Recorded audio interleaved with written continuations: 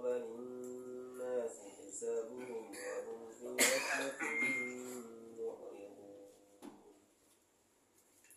ما يأتيهم من ذكر من ربهم محدث إلا استمعوه وهم يلعبون لاهية قلوبهم وأسروا النجوى الذين ظلموا هل هذا إلا بشر مثلكم أفتأتون السحر وأنتم تبصرون قال ربي يعلم القول في السماء والأرض وهو السميع العليم بل قالوا أضغاث أحلام بل افتراه بل هو شاعر فليأتنا بآية كما أرسل الأولون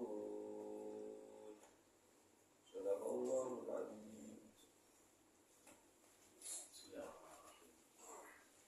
Assalamualaikum warahmatullahi wabarakatuh. Waalaikumsalam warahmatullahi wabarakatuh. Alhamdulillahirabbil alamin. Wassalatu wassalamu ala asyrafil anbiya'i wal mursalin sayyidina Muhammadin wa ala alihi wa ashabihi ajma'in. Wa qala Allah ta'ala fi kitabihil karim, ya ayyuhalladzina amanu taqullaha haqqa tuqatih wa la tamutunna illa wa antum muslimun. Subhanaka la ilma lana illa ma 'allamtana innaka antal alimul hakim. Amma ba'd. Hadirin jemaah rahimakumullah, alhamdulillah dalam kesempatan ini kembali kita bersyukur kita dipertemukan dalam kajian rutin kita. Dan pada kesempatan baik ini tema yang kita angkat adalah asqalan, tempat yang paling afdal. Asqalan adalah nama sebuah kota yang posisinya kalau kita pakai peta dunia sekarang ada di sini. Ini Asqalan ya. Kalau orang barat punya Ashkelon. Jadi jaraknya dari jalur Gaza itu sekitar 13,5 km di luar jalur Gaza. Nah, ini jalur Gaza dari Jabalia sebelah utara sampai Rafah di sebelah selatan. Dan setelah Rafah ini adalah wilayah Mesir ya. Jadi Rafah ini langsung berbatasan menempel dengan wilayah Mesir. Dan Gaza ini, jalur Gaza ini terbagi menjadi 5 bagian, 5 wilayah, 5 area. Area Jabalia paling utara yang sekarang sedang dahsyat-dahsyatnya mengalami pemboman, penyerangan dari negara haram Zionis Israel, termasuk rumah sakit Indonesia, rumah sakit Syifa ya. Itu adanya di Jabalia dan sudah dibakar. Kemudian wilayah yang kedua namanya Gaza. Ini yang sering disebut Gaza City, kota Gazanya itu sendiri. Kemudian yang ketiga daerah Al-Balah. Yang keempat Khan Yunis. Ini kampungnya Allahyarham Yahya Sinwar yang kemarin mendapatkan rezeki mati syahid dibantai oleh pasukan Israel. Nah, bagian yang paling selatan disebut dengan wilayah Rafah. Nah, kenapa kita mengangkat tema ini? Karena peristiwa Ma'rakatul Fanul Aqsa ini, perang Badai Al-Aqsa yang sudah memasuki hari ke-384, 1 tahun lebih, ternyata 15 abad yang lalu pernah dinubuahkan oleh Nabi akan terjadi. Dan inilah hadisnya disampaikan dari sahabat Abdullah bin Abbas radhiyallahu anhu. Ia berkata bahwa Rasulullah sallallahu alaihi wasallam bersabda, "Awwalu hadzal amr nubuwatan wa rahmah." Awal urusan ini, maksudnya urusan agama Islam ini, adalah kenabian dan rahmat. Thumma yakunu khilafatan wa rahmah. Kemudian berikutnya kekhalifahan dan rahmah.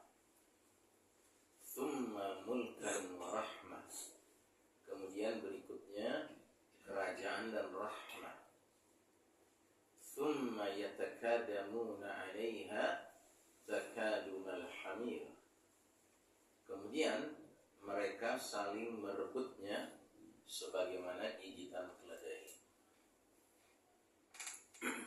Fa'alaikum bil jihad, maka pada masa itu diwajibkan atas kalian untuk berjihad.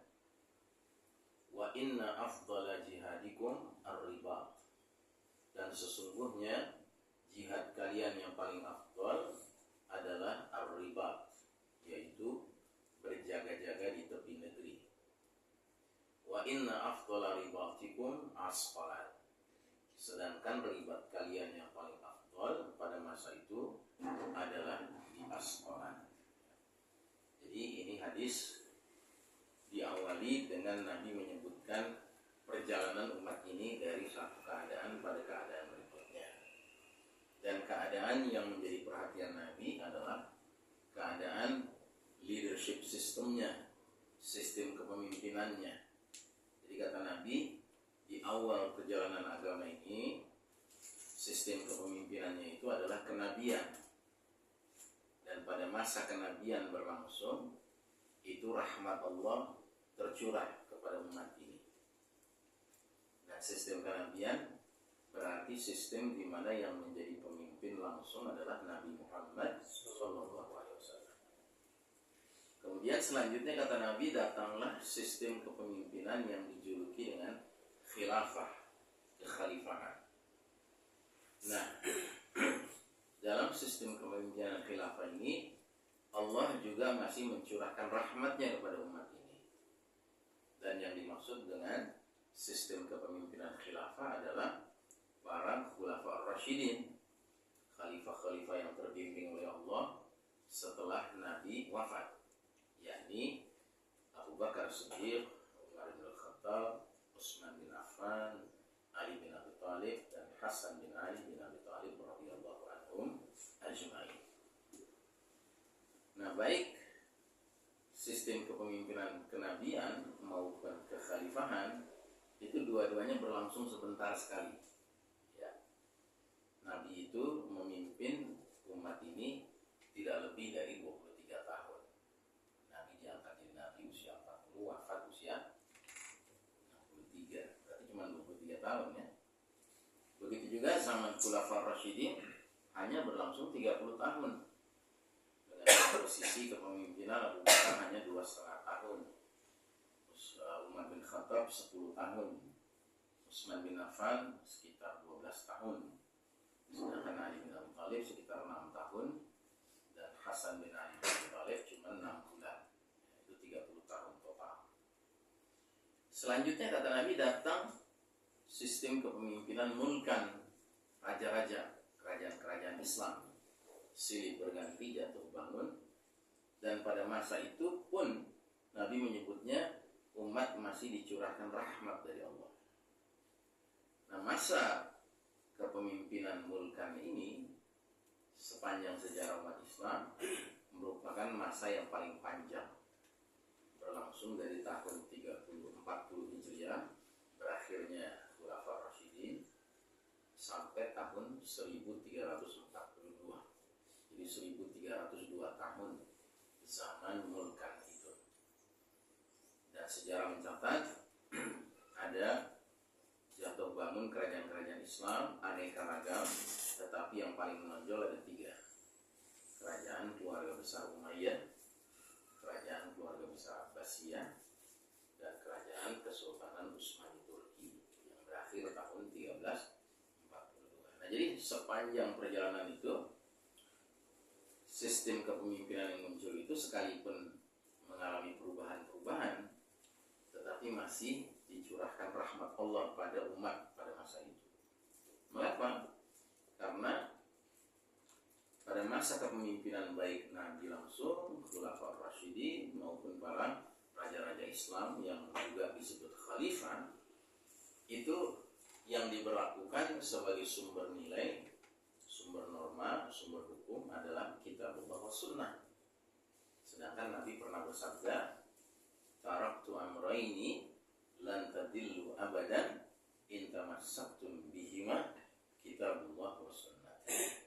Kutinggalkan pada kalian 2 warisan suci yang jika kalian berpegang teguh kepadanya, sesat selama-lamanya, yaitu kitabullah Al-Quran dan sunnah. Ya. Nah, namun sesudah itu, thumma yatakadamuna 'alaiha takadumal hamir.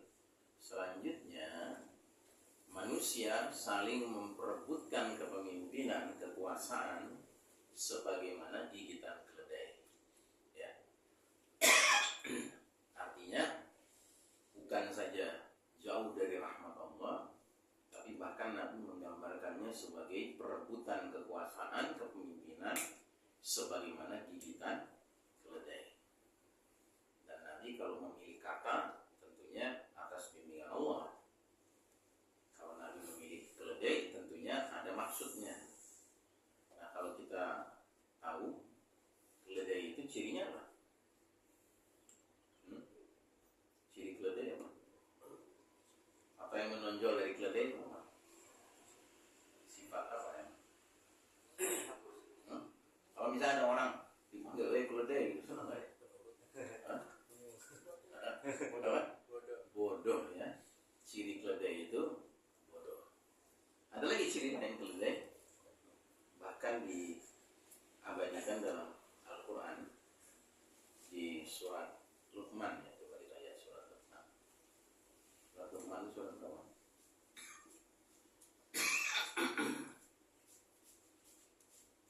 Surat 31 ya, Luqman.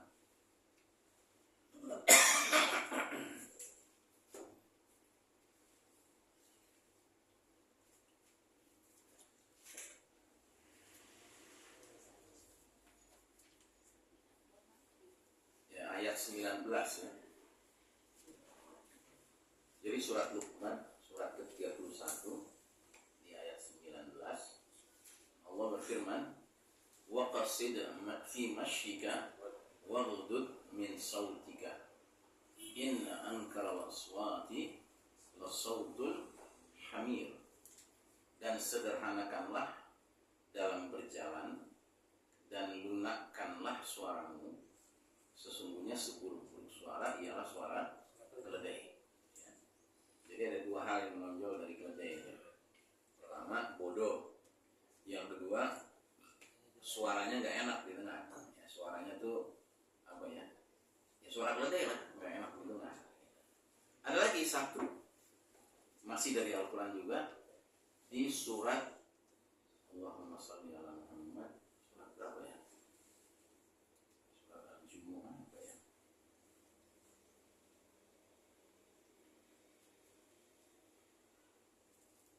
Ya, ayat 5 surat Al-Jumu'ah, surat ke-62 ayat 5. Abdul Hakim aja. Coba penyemin Quran yang udah ketemu ya. Ya kan, Abdul Aziz.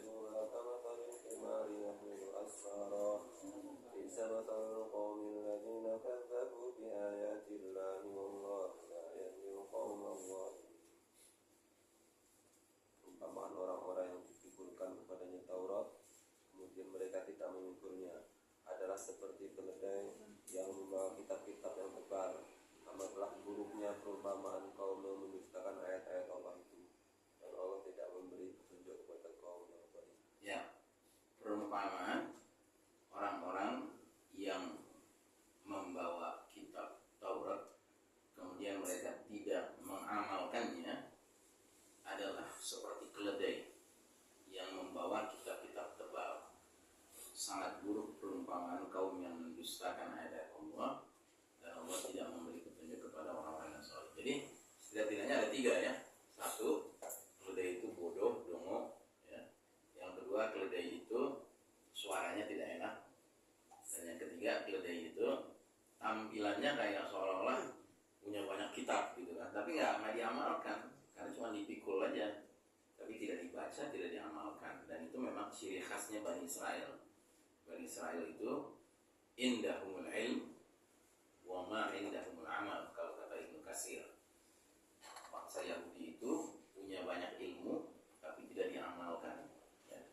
Nah, jadi Nabi menggambarkan bahwa dalam perjalanan sejarah umat ini, dari waktu ke waktu sistem kepemimpinan itu dari awal sampai jauh ke belakang itu rahmat Allah terus tercurah kepada umat ini sampai ke titik setelah era kerajaan-kerajaan mulailah kemudian dalam konteks kepemimpinan perilaku manusia memperebutkan kepemimpinan itu seperti gigitan keledai.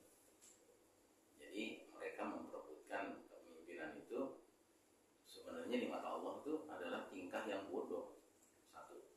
Terus yang kedua, mereka itu saking pengen mendapatkan kekuasaan itu suaranya nggak enak kedengarannya gitu, berisik banget, menggunakan banyak buzzer, influencer gitu.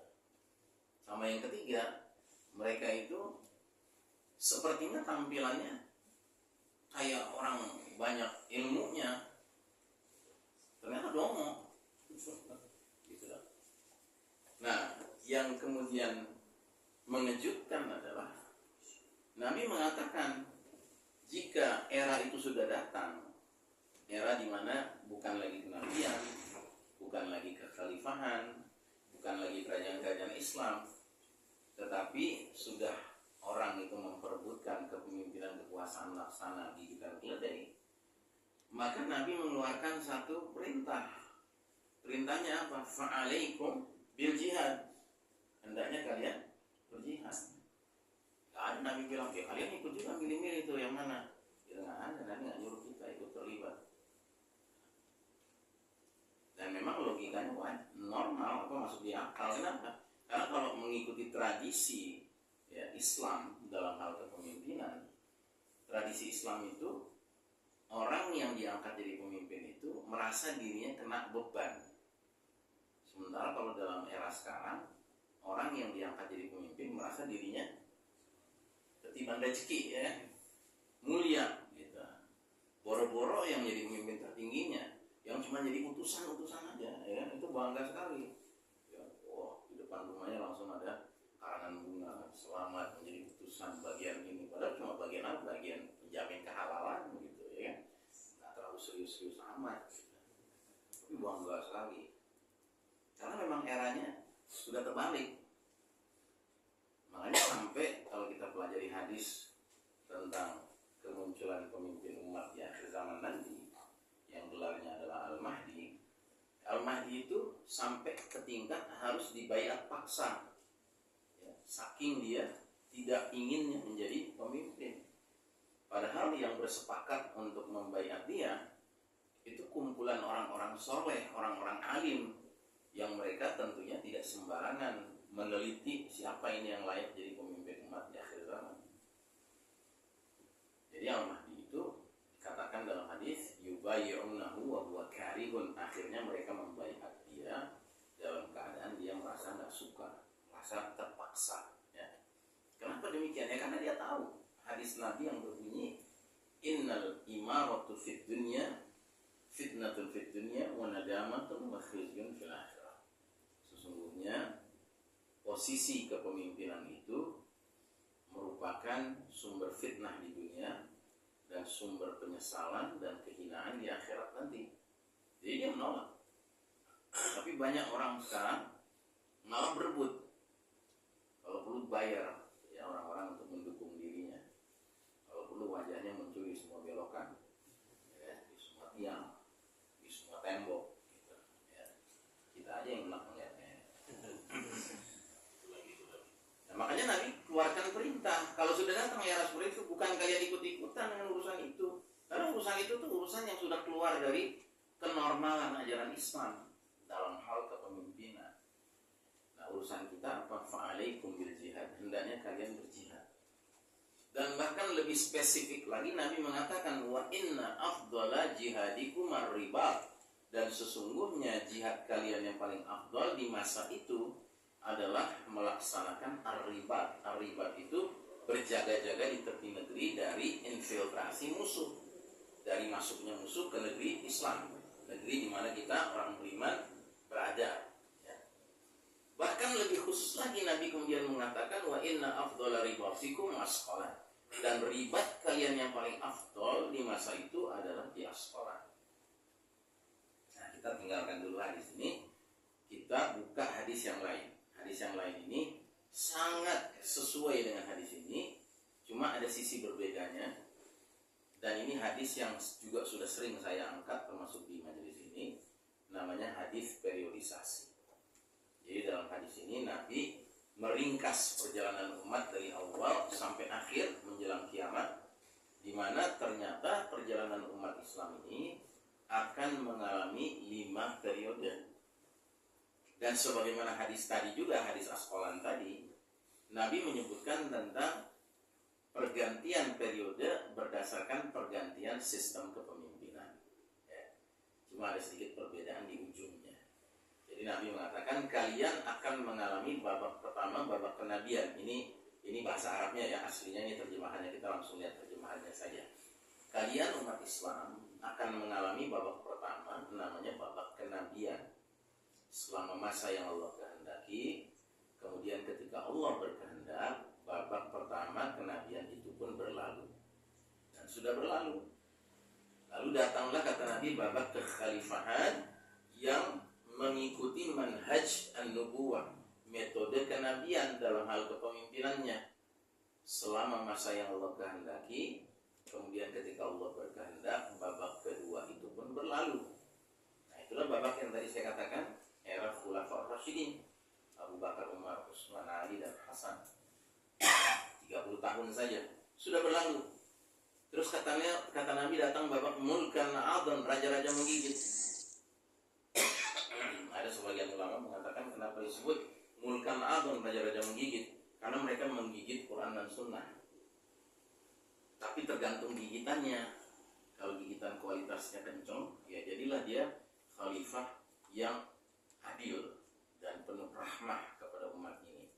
Tapi kalau gigitannya agak lemah, apalagi sampai manap gitu ya, maka dia jadilah khalifah yang zalim, bahkan bengis kepada rakyat. Dan itu terjadi dalam era mulkan adon itu.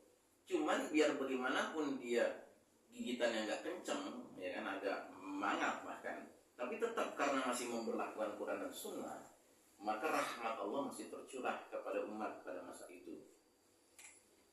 Setelah babak ketiga, barulah kemudian muncul babak keempat yang dalam hadis Asqalan tadi disebut dengan manusia memperebutkan kepemimpinan laksana gigitan lidah. Tapi di sini Nabi ngasih nama, namanya era mulkan jabariyah, era para penguasa yang memaksakan kehendak mereka, mengabaikan kehendak Allah dan Rasulnya.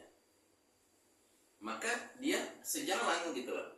Kalau di hadis ini Nabi sampai menyebut namanya, yaitu raja-raja atau penguasa-penguasa yang memaksakan kehendak. Tapi kalau di hadis yang sebelumnya, manusia sudah mulai memperebutkan kepemimpinan seperti gigitan keledai. Kurang lebih sama. Artinya, siapapun yang memperebutkan kekuasaan itu sebagaimana gigitan keledai, hasilnya dia akan jadi mulkan jabriyah, akan jadi penguasa yang memaksakan kehendak. Selama masa yang Allah kehendaki, kemudian ketika Allah sudah berkehendak, babak keempat itu pun berlalu. Nah, yang jadi perhatian kita adalah kita sekarang di babak keempat itu. Dia belum berlalu, tetapi Nabi kasih jaminan dia bakal berlalu. Sekalipun sekarang belum berlalu, tapi dia bakal berlalu. Dan Nabi memberi kita kabar gembira bahwa setelah berlalunya babak keempat ini akan datang babak terakhir, babak kelima, yang Nabi sebut namanya sama dengan babak kedua, yaitu munculnya khilafatun ala minhajin nubuwah, kekhalifahan yang mengikuti metode kenabian. Tsumma sakata, kemudian Nabi diam, yang mengisyaratkan sampai disitulah perjalanan umat Islam, umur umat Islam. Tidak lama lagi setelah itu dunia pun berakhir, kiamat, selesai jalan cerita dunia ini. Begitu, ya. Nah, jadi kalau kita lihat ya babak demi babak 5 periode itu, ini yang sering saya perlihatkan, karena dengan kita melihat secara keseluruhannya kita jadi mengerti, oh perjalanan umat ini ada ups and downs ya, ada kondisi di bawah, ada kondisi di atas ya. Nah, kita sekarang semenjak memasuki fase keempat, periode keempat, kita berada di bawah ya. Posisi kita umat Islam sedang kalah ya. Sedangkan sewaktu kita masih di atas dahulu, baik di fase pertama nubuwah, fase kedua al-khilafah, fase ketiga mulkan, kita ini berada di atas garis merah yang berarti berjaya. Dan sewaktu kita berjaya karena kita menggunakan Quran dan Sunnah sebagai aturan kehidupan, maka umat yang kita pimpin itu merasakan ya rahmat Allah. Tapi sebaliknya, begitu kita turun dari panggung kepemimpinan tahun 1342 Hijriah 1924 Masehi, maka automatically yang mimpin dunia ini sudah bukan umat Islam lagi. Ya, Barat, Eropa, Amerika, yang tidak lain adalah the Judeo-Christian Society atau masyarakat Yahudi, Nasrani, khususnya Yahudi. Dan karena mereka yang mimpin dunia, sewaktu kita mimpin, kita memperkenalkan sistem iman tauhid. Kira-kira mereka meneruskan nggak sistem iman tauhid? Yahudi, Nasrani meneruskan tidak? Ya tidak mungkin. Kata anak Betawi, beriman kagak, bertauhid kagak. Gimana mau meneruskan sistem iman tauhid kan? Sehingga yang mereka kembangkan sistem apa? Sistem kafir syirik. Cilakanya negeri-negeri Muslim karena berada di bawah dominasi kekuatan global ini, akhirnya ngekor. Begitu. Maka praktis di negeri-negeri Muslim, termasuk negeri Arab, Quran dan Sunnah pun tidak dijunjung tinggi. Ya. Nah, kata Nabi, seharusnya begitu kita memasuki fase keempat ini, fase yang kenabian dan rahmat sudah berlalu, khilafah dan rahmat sudah berlalu, kerajaan dan rahmat sudah berlalu, terus kita memasuki era saling memperebutkan kepemimpinan seperti mana gigitan keledai, justru yang harus dikerjakan adalah jihad. Dan jihad ini yang paling afdolnya namanya ribat, berjaga-jaga di tepi negeri dari intervensi atau infiltrasi musuh. Dan ribat yang paling afdol di Asqalan. Nah, sekarang yang jadi pertanyaan, apa makna ribat di situ? Dan Asqalan itu ada di mana? Nah, sebelum kita menjawab makna ribat, kita lihat dulu ayat terakhir surat Ali Imran. Ayat 200 surat Ali Imran. Ayat ini berbunyi, Ya ayyuhalladzina amanu sabiru wassabiru warabitu wattaqullaha la'allakum tuflihun. Hai orang-orang beriman, bersabarlah kalian dan kuatkanlah kesabaran kalian dan ribatlah kalian dan bertakwalah kepada Allah supaya kalian meraih kemenangan. Jadi di sini ada perintah Allah, warabitu, ribatlah kalian. Ya. Nah, Imam Ibnu Katsir sewaktu menafsirkan ayat ini memberikan dua pengertian ribat. Pengertian yang pertama, ribat itu berdasarkan hadis Nabi dari Abu Hurairah radhiyallahu anhu, di mana Nabi sallallahu alaihi wasallam bersabda, "Ala ukhbirukum bima yamhullahu bihi al-khataya wa yarfa'u bihi ad-darajat." Maukah aku beritahukan pada kalian tentang suatu hal yang membuat Allah menghapuskan kesalahan-kesalahan karenanya dan meninggikan derajat disebabkannya. Isbahul wudu'u 'alal makarih, yaitu menyempurnakan wudu di waktu-waktu yang tidak disukai. Wa kathratul khata' ilal masajid, dan banyak melangkah menuju ke masjid-masjid. Wa intidharus shalah ba'da shalah, dan menunggu atau menantikan waktu sholat sesudah menunaikan sholat. Fadzalikumur ribat, fadzalikumur ribat, fadzalikumur ribat. Itulah yang disebut dengan ribat. Itu yang disebut dengan ribat, itulah yang disebut dengan ribat. Jadi ribat itu salah satu maknanya adalah misalnya kaum laki-laki mendengar azan dari rumah di masjid terdekat, kemudian dia berwudu, dia berjalan ke masjid, dia ikut sholat berjamaah di masjid, sholat maghrib. Selesai sholat maghrib dia wirid, dia zikrullah, dia doa, dia baca Quran sampai isya, maka itu namanya ribat. Itu pengertian pertama ribat, ya. Ya bisa saja ribatnya bukan hanya dari maghrib ke isya, bisa saja dari zuhur ke asar, bisa saja dari asar ke maghrib, ya terserah, ya, sesuai dengan keluangan waktu yang ada. Tapi ada makna ribat yang kedua, dan inilah makna ribat yang lebih sesuai untuk hadis Asqalan tadi.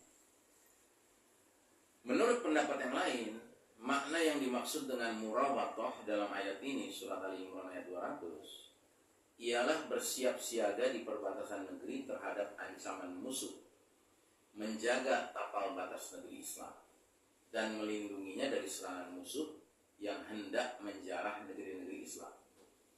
Maka dalam satu hadis dari sahabat Salman Al-Farisi radhiyallahu anhu, dari Rasulullah SAW. Beliau bersabda, ribatu yawmin wa laylatin khairun min siyami syahrin wa qiyamih. Berjaga-jaga di perbatasan negeri selama sehari semalam saja itu lebih baik nilainya, lebih besar pahalanya daripada puasa sebulan penuh berikut qiyamul lail sebulan penuh. Gitu. Dan jika dia menemui kematian saat dia sedang ribat, maka dialirkan kepadanya semua amal perbuatan yang biasa dia amalkan, dan dialirkan kepadanya rezekinya, serta selamatlah dia, terlindungilah dia dari fitnah atau siksa kubur. Jadi dia tidak mengalami siksa kubur. Bahkan dalam riwayat lain dikatakan dia tidak mengalami interogasi malaikat dalam kubur, ya, man rabbuka ma dinuka, itu nggak ada. Sampai sahabat bertanya, ya Rasul, kenapa dia tidak mengalami itu? Karena sudah cukup bagi dia mengalami kelebatan pedang di atas kepalanya. Itu sudah cukup membuat dia tidak perlu lagi dipertanyakan, ya, komitmen siapa rohnya, siapa apa dinnya, dan siapa nabinya. Dalam hadis yang lain disebutkan juga, kullu mayyitin tukhtamu ala amali. Setiap jenazah, setiap mayat, amal perbuatannya ditutup. Jadi begitu dia meninggal, nggak ada lagi amalnya yang terhitung, ya. Illa alladhi mata murabitan fi sabilillah. Kecuali orang yang menemui kematian dalam keadaan dia sedang ribat di jalan Allah, sedang berjaga-jaga di perbatasan negeri dari intervensi musuh. Fa innahu yanmalahu amaluhu ila yaumil qiyamah. Maka orang ini sesungguhnya amal perbuatannya terus dikembangkan hingga hari kiamat. Jadi dinilai terus, Masya Allah, ya. Wa ya'manu fitnatal qabr, dan dia akan terlindungi, selamat dari siksa kubur. Masya Allah. Dan kalau kita objektif menilai, justru ahlu Gaza, ya, mereka yang jadi warga di Gaza sekarang, semuanya itu menjadi ahli ribat. Mereka yang berjaga-jaga di situ. Buktinya adalah banyak sekali mereka kalau ditanya mau lari meninggalkan Gaza, seandainya perbatasan Mesir dibuka, nggak mau. Saya lebih baik mati syahid di sini, ya, untuk menjaga negeri ini yang ada Baitul Maqdis, ada Masjidil Aqsa. Masya Allah. Ya, jadi ini makna ribat. Jadi makna ribat itu berjaga-jaga di tepi negeri dari intervensi musuh. Sedangkan Asqalan ini kaitannya dengan riwayat hidup Imam Syafi'i. Jadi Imam Syafi'i itu punya ayah namanya Idris bin Abbas. Dia menyertai istrinya dalam sebuah safar perjalanan yang cukup jauh, yaitu menuju kampung Gaza, Palestina. Asalnya di mana tinggalnya? Orang tuanya Imam Syafi'i di Mekah. Mereka pindah ke Palestina, khususnya ke Gaza, di mana saat itu umat Islam sedang berperang melawan membela negeri Islam di kota Asqalan. Pada saat itu ibundanya Imam Syafi'i namanya Fatimah al-Azdiyah sedang mengandung. Maka suaminya Idris bin Abbas, ayahnya Imam Syafi'i, gembira dengan berita bahwa istrinya hamil. Maka dia katakan pada istrinya, jika engkau melahirkan seorang anak laki-laki putra, akan kunamakan dia Muhammad, dan akan kupanggil dia dengan nama salah seorang kakeknya, yaitu Syafi'i bin Asyaib. Jadi dipanggilnya Syafi'i, ya. Akhirnya Fatimah melahirkan di Gaza, dan terbuktilah apa yang dia cita-citakan, yang dicita-citakan oleh ayahnya, yaitu anaknya laki-laki. Dinamakan Muhammad, dipanggil dengan nama Syafi'i.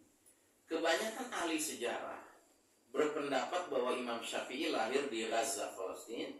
Namun di antara pendapat ini terdapat pula yang menyatakan bahwa dia lahir di Asqalan. Malah dalam riwayat lain, di manakah Asqalan itu? Asqalan itu adalah Gaza. Gaza merupakan bagian dari wilayah besar di Palestina yang namanya Asqalan. Jadi zaman dulu yang namanya Asqalan itu bukan hanya kota ini, satu titik ini, tidak. Yang namanya Asqalan itu ya pusatnya di sini, tetapi wilayahnya membentang sampai ke selatan sini. Semua wilayah Gaza ini adalah bagian dari Asqalan. Jadi Asqalan itu zaman dulu, peta zaman dulu, zaman Nabi, itu wilayahnya besar sampai ke perbatasan Mesir, itu wilayah Asqalan. Makanya Imam Syafi'i yang lahir di Gaza Kalau ditanya orang, kamu orang mana? Jawabannya saya orang Asqalan. Nah, jadi kalau kita kaitkan dengan apa yang terjadi sudah 384 hari di Gaza ini bisa disebut sebagai ribat di Asqalan. Ya. Dan inilah yang dimaksud Nabi. Makanya kita semua sekalipun tidak tinggal di sana, perhatian kita harus terfokus ke sana. Kalau kita mengabaikan, berarti kita mengabaikan kewajiban yang kata Nabi, kalau sudah tiba era di mana manusia memperebutkan kepemimpinan laksa gigitan geledek, hendaknya kalian berjihad. Sedangkan jihad yang paling afdal ribat, sedangkan ribat paling afdal di Asqalan. Jadi walaupun kita nggak di Asqalan, hati kita, pikiran kita harus fokus ke sana. Karena ini urusan yang besar sekali. Urusannya terkait dengan tahrir Masjidil Aqsa, tahrir Baitul Maqdis. Yang padahal sepanjang sejarah, setiap kali Baitul Maqdis, Masjidil Aqsa dikuasai, dijajah sama selain kaum muslimin, maka kaum muslimin itu terhina. Bukan hanya di sana, di seluruh dunia. Tapi begitu dia terbebaskan, berada di bawah kendali kaum muslimin di seluruh dunia ikut berjaya, ikut mulia. Dan termasuk orang Nasrani, orang Yahudi pun hidupnya damai. Mereka bebas beribadah, mereka bebas mencari penghidupan dan kehidupan di wilayah Palestina. Yaitu sejarah membuktikan seperti itu. Nah, adapun isu tentang peta ini bisa kita bandingkan dengan kasus lain. Jadi kalau zaman dulu Asqalan itu besar, sekarang menjadi kecil, cuma satu kota, seolah-olah di luar Gaza. Jadi hadis ini kayak nggak ada hubungan dengan Gaza ya, padahal kaitannya erat. Sementara ada lagi wilayah yang dulunya kecil, sekarang malah membesar. Contohnya apa? Contohnya kota Madinah. Jadi kalau kita lihat peta kuno kota Madinah, ini contoh satu peta kuno Madinah, ini juga yang kanan juga peta kuno Madinah. Kalau kita lihat ada panah ke atas itu keterangannya menuju Uhud. Yang berarti Gunung Uhud itu bagian atau di luar kota Madinah? Di luar. Ya, begitu juga yang kanan. Ini peta kota Madinah kunonya. Ada tulisan panah ke atas, tulisannya to Uhud, menuju Uhud. Yang berarti Uhud di luar kota Madinah. Begitu juga kalau kita pelajari tentang perang Uhud, Nabi sempat bermusyawarah dengan para sahabat, bertanya, bagaimana? Ada berita kaum Quraisy sudah keluar menyerang. Apakah kita keluar menyerang mereka atau kita bertahan di kota Madinah? Nah, ini menjelang perang Uhud. Berarti pilihan menyerang mereka itu berarti keluar atau di dalam Madinah? Keluar. Yang berarti perang Uhud itu di luar kota Madinah. Tapi dewasa ini, kalau antum pergi umroh, pergi haji, kemudian ada yang namanya program tur kota Madinah, maka Uhud ini, Jabal Uhud ini itu masuk kota Madinah. Jadi kalau ada tur kota Madinah, itu biasanya diajak tuh ke Gunung Uhud. Nanti si guide itu akan bilang ini bagian dari kota Madinah gitu ya. Padahal dulunya tidak. Jadi kota Madinah membesar kan. Kalau tadi Asqalan malah mengecil, kalau ini malah membesar. Tapi kalau kita bicara mana yang sebenarnya Madinah, yang benar tuh peta lama, bukan peta sekarang. Buktinya apa? Buktinya ada hadis bunyinya begini. Tidak ada negeri di dunia ini melainkan akan dipijak, dilanda, diintervensi, dimasuki oleh Dajjal kecuali Mekah dan Madinah. Karena dua kota suci ini setiap jalan dan lereng bukitnya dijaga barisan malaikat. Jadi artinya Dajjal bisa masuk Madinah tidak? Tidak bisa, berdasarkan hadis ini ya. Tapi kemudian ada hadis lagi. Nabi bertanya atau Nabi mengatakan 3 kali, Yaumul Khalas, wa ma yaumul khalas. Yaumul Khalas, wa ma yaumul khalas. Yaumul Khalas, wa ma yaumul khalas. 3 kali Nabi bertanya, hari pemurnian, apa itu hari pemurnian? 3 kali Nabi ucapkan kalimat ini, sehingga sahabat balik bertanya, apa hari pemurnian itu? Maka Nabi pun menjelaskan, Yaji'ud Dajjalu fayas'adu Uhudan.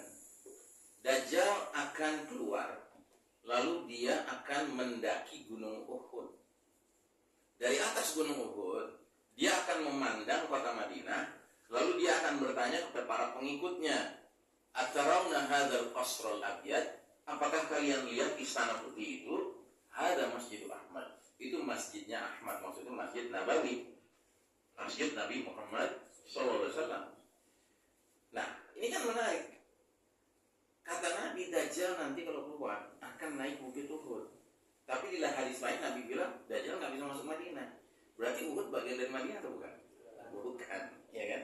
Sekalipun peta dunia sekarang menyebutkan Uhud itu bagian dari kota Madinah. Ya. Nah, jadi ini untuk membuktikan bahwa istilah Asqalan memang mencakup seluruh wilayah Gaza itu.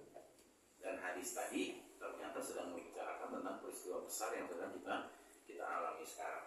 Dan karenanya kita boleh bersangka baik kepada Allah Subhanahu wa taala bahwa di era babak keempat ini, ya, era di mana kita berada sekarang ini, era di mana manusia memperebutkan kepemimpinan, kedudukan, kekuasaan sebagaimana gigitan keledai, ini solusinya adalah jihad, ribat di Asqalan. Dan boleh jadi peristiwa inilah yang mengantarkan kita berpindah dari fase keempat menuju fase kelima.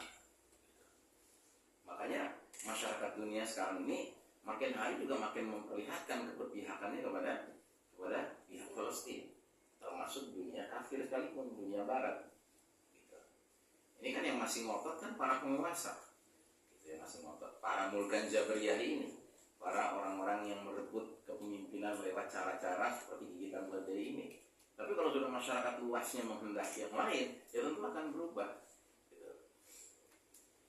Termasuk kasus kemarin syahidnya Yahya Sinwar, itu kan pihak Israel sengaja menyebarluaskan peristiwa terbantainya dia, maksudnya untuk menghina. Tapi justru sebaliknya itu membangkitkan semangat anak-anak Gaza, bahkan anak-anak Muslim di berbagai penjuru dunia, karena menjadi sadar, oh ternyata Yahya Sinwar nggak seperti yang dikatakan Israel, sembunyi di terowongan-terowongan. Nggak seperti yang dikatakan Israel, tinggalnya di dekat sandra-sandra Israel yang mereka tangkap, ya, supaya kalau misalnya dia mau diserang, ya gimana sandra terkena. Gitu. Jadi dia bahkan di medan perang sampai nafas terakhir, sampai kekuatan terakhirnya, dia masih bisa nyambit drone pakai kayu, sepotong kayu, ya kan? Dan bahkan mereka tidak membunuhnya karena tahu itu Yahya Sinwar, jadi bukan hasil kecanggihan intelijen mereka, ya, tapi semata-mata karena memang ya takdir Allah saja, gitu. Ya rezekinya dia lah, memang dia mau mati syahid seperti itu. Nah, jadi saudara rahimakumullah, sangat boleh jadi peristiwa jihad ribat di Asqalan inilah yang Nabi sudah nubuahkan 15 abad yang lalu, yang akan menjadi titik berpindahnya kita dari babak keempat ke babak kelima. Cuman boro-boro kita bisa mencapai itu kalau bahkan sebagian Muslim sendiri banyak yang nggak peduli dengan apa yang terjadi di Asqalan ini, di Gaza ini.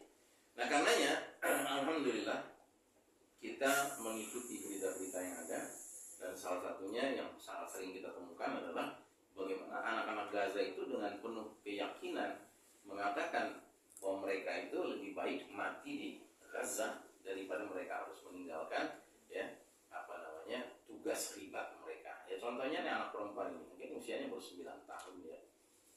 Dia mengatakan Allah akan melindungi kami. Andaikan mati, biarlah kami mati di tanah kami. Ketika dia ditanya, apa pendapatnya kalau perbatasan dengan Mesir dibuka, kamu mau mengungsi? Tidak, aku lebih rela mati di sini di tanah Gaza. Syuhada ada di pihak Allah Rabbul Alamin. Mereka hendak mengusir kami, apapun yang terjadi kami tidak akan pergi. Kami akan terus bertahan. Ya. Begitu juga anak laki-laki ini masih usianya 8 tahun dari 9 tahun. Dia mengatakan, even if they open the borders, we won't leave. Sekalipun mereka buka perbatasan, kami tidak akan meninggalkan. You all go to Sinai, we will not go. Kalian silahkan mau pergi ke Sinai, kami nggak akan pergi. We'd rather die here as martyrs than be humiliated by other countries. Kami lebih baik mati syahid di sini sebagai para syuhada ketimbang kami dihinakan oleh negeri-negeri lain. Masya Allah. Nah, inilah kira-kira kaji kita pada pagi hari ini. Mudah-mudahan sedikit yang kita bahas ini bisa menyadarkan kita bahwa kita berada di persimpangan jalan sebenarnya sekarang ini dengan terjadinya peristiwa Ma'rakatul Aqsa ini. Dan karenanya marilah kita mengerahkan apapun yang bisa kita kerahkan untuk turut serta dalam